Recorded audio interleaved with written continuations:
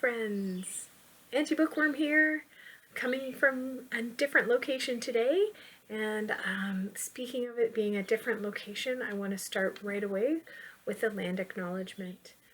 You know, Auntie Bookworm is trying very hard to put the message out there that it is Indigenous History Month and that we should acknowledge the lands where we are located and all build our awareness. This is required as the Truth and Reconciliation Commission put out the calls to action. So let's all honor those. And right now I'd like to give gratitude to the Mississauga and Anishinaabe, whose traditional territory I am on now. And I wanted to thank the Mississauga and Anishinaabe for having me here on their traditional and treaty territory. And I give gratitude to all First Peoples for their care for and their teachings about the earth and our relations. And may we honor those teachings. I'm in a unique position here where I am today is actually in between two different First Nations. I'm about halfway in between the Chippewas of Rama and the Mississaugas of Curve Lake. So I acknowledge both of those, and this is on the Williams Treaty. Also, along with Indigenous History Month, I was able to get a prop tonight to show you. This is a beloved item of mine, and I couldn't have had this without the teachings of First People, because this is a canoe paddle. And I wanted to show you the whole canoe, but I couldn't quite figure out how to make the video of that. So this paddle has served me very, very well, and I need to take good care of it and do some work on it this summer and get it all sanded up and refinished.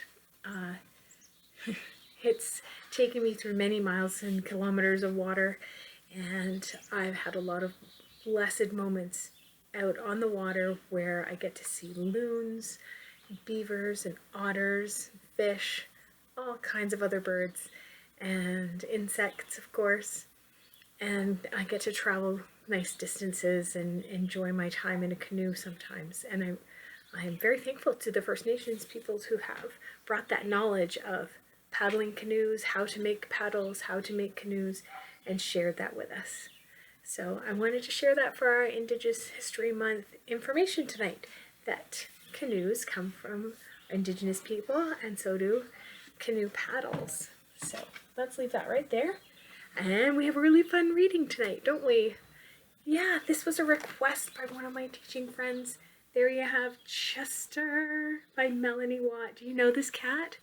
He's pretty hilarious. Look, he's grabbed the red marker and he's scratched out Mélanie Watt's name and written Chester right there. And he's already got place my award here. Pretty cheeky cat, right? And inside it says, "Dear readers, I apologize for Chester's behavior in my mouse story. Sorry for the inconvenience. Sincerely, Mélanie Watt." And Chester wrote in his red marker underneath, blah, blah, blah. And notice there's the little mouse. That's an important character in the story too. Okay, now this book was published by Kids Can Press. Chester. Once upon a time, there was a mouse. He lived in a house in the country. The mouse packed his bags and went on a trip very far away, and we never saw him ever again. Look what Chester did. Hasta la vista, mousey. Notice how the mouse house has cheese and all these nice portraits. Look, here's Chester's head right at the bottom. Sorry, I missed that. So Chester moved in and made a few changes to his new place.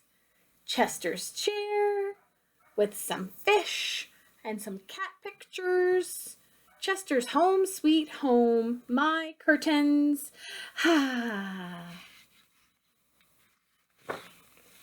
But Mouse returned home.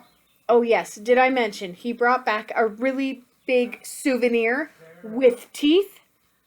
My curtains. Home Sweet Home? Nope. Ha ha ha ha ha. Back to the story. Once upon a time, there was a mouse. He lived in... Chester, move out of the way. He lived in the country with his vegetarian dog who only ate carrots. And then Melanie begged Chester to write a better story. And it goes something like this. Once upon a time, there was me. Chester stands for charming, handsome, envy of Mouse, smart, talented, envy of Melanie, really handsome. Chester lived in Chesterville, where mice weren't allowed. It was a beautiful day. Do-do-do, do-do-do-do-do. Look, he's even made himself king of Chesterville, I think. Until it started to rain.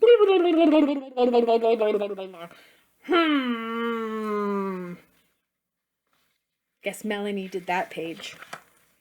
Now, as I was saying, once upon a time there was a mouse. He lived in a house in the country, and he lived happily ever after. The end. I can't work with this. Chester, now that's where I draw the line. Nope, I'm drawing the line. Do not cross this line. Keep out. Chester's side. Chester has taken over the book, everybody. Chester, that's enough. Hand over that marker this instant. Chester's busy. Zzz. Hello, I'm boring and I'm jealous of Chester. Hi, I'm Mélanie Watt. I'm very angry.